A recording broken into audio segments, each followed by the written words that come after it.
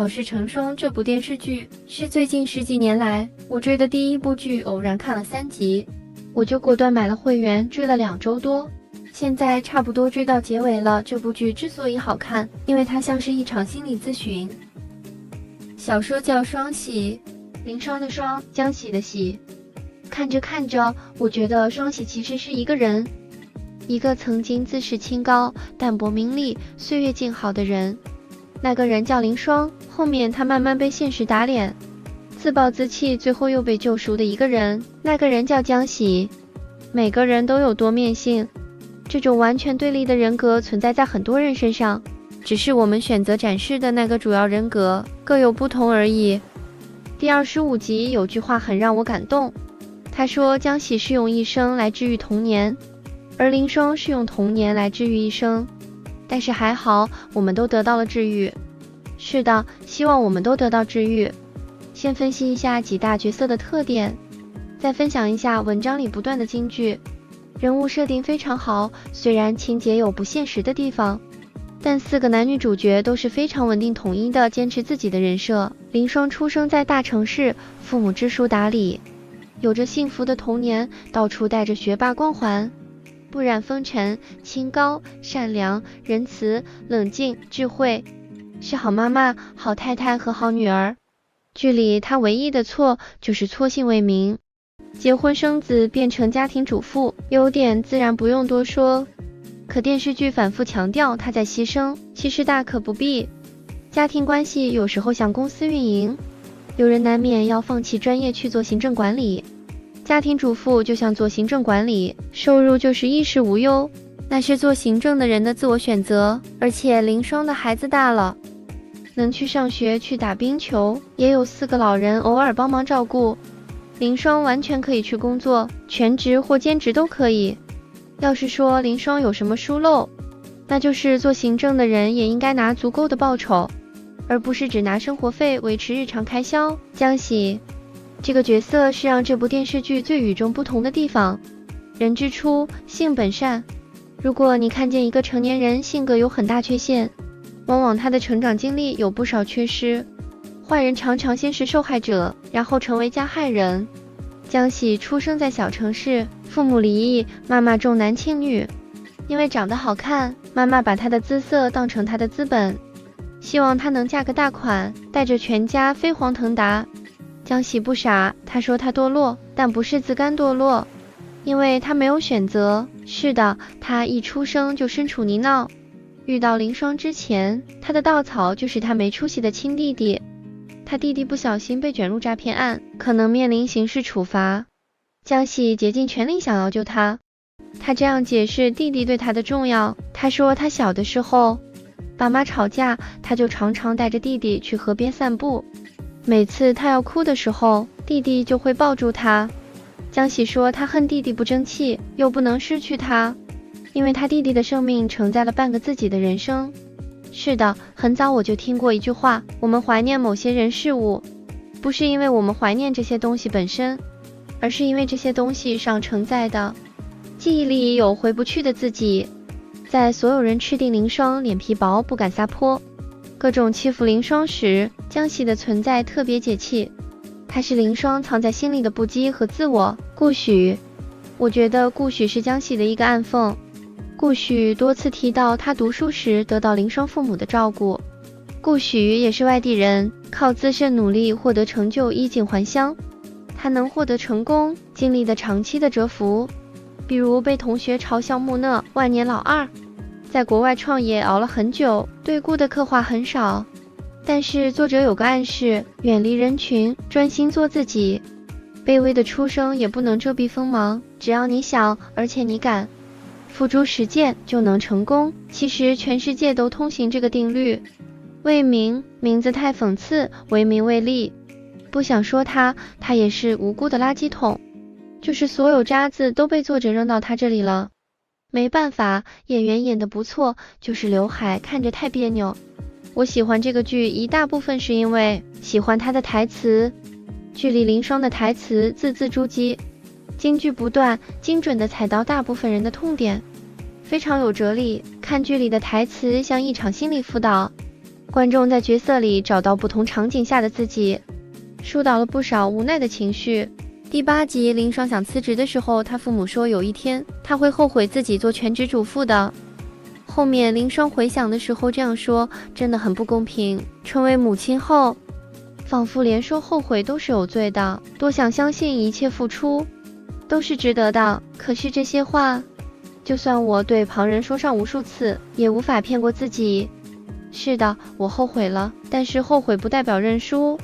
第2天，林双去参加了第1次面试，面试官理都没理他，就因为他年纪太大拒绝了他。后面他在卫生间遇见一个哺乳期剩奶的妈妈，那个妈妈说怀孕的时候以为卸完货就完事了，可孩子出生才知道万里长征刚刚迈出第1步，苦日子还在后面呢。第9集，林双第2次参加面试，他说了这样一段话：我是为了我女儿，也是为了我自己重返职场。他女儿常常问，为什么女生不能打冰球？有些事情是不是只有男生可以做？当年我选择回归家庭，陪伴女儿成长，这件事情我不后悔，但现在我想要做回自己，给女儿一个表率，让她知道女性也可以不受束缚地追求理想。我希望我女儿的疑惑可以从她妈妈身上得到答案。第10集，林双跟顾旭吵架的时候说了这么一番话：你凭什么看不起我？我是放弃过自己的理想，但我是没有办法做下的决定。不是谁都像你一样的，你一个人，你可以勇往直前的去追寻自己的理想。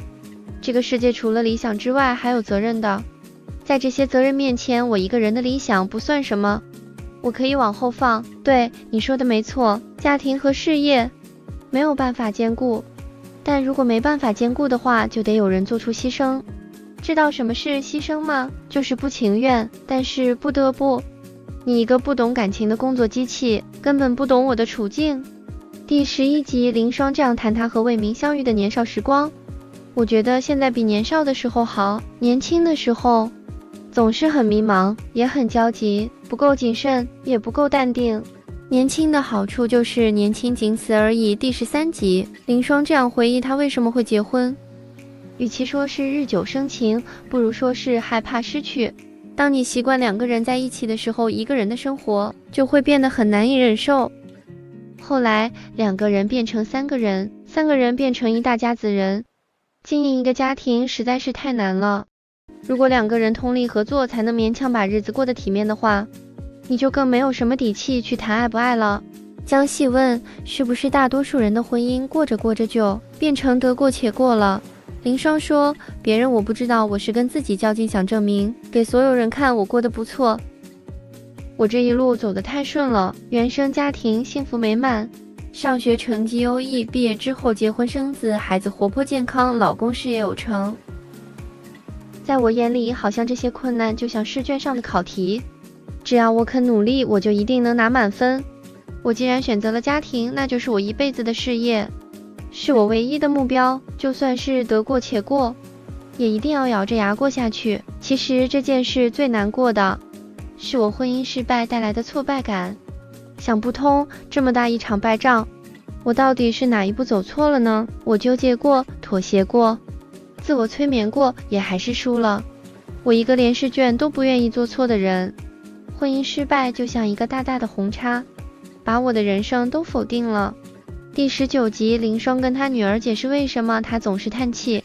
人生能通过努力就能解决的事情都是容易的，但是人生有很多很多的难题，就算你想努力，也找不到方向。大家的试卷都好难好难。果果说，但是结果不重要，重要的是态度。就算你这次输了，但是你有把困难踩在脚下的勇气，也就算是赢了一半了。第21集，林双说，你知道在婚姻关系中最荒谬的是什么吗？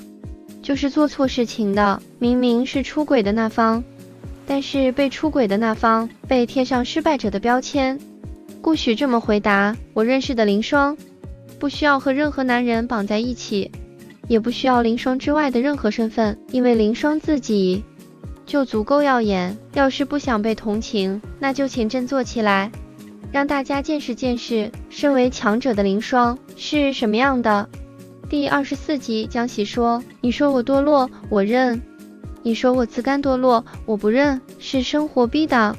你不知道我经历过什么，你也不知道我正在经历什么。你所拥有的人生，你的起点，是我这辈子都无法得到的。”林双说：“那你有没有想过，是你把你自己定义成一个受害者？你把你自己的选择包装成为他人的牺牲，无非就是不想对自己的人生负责。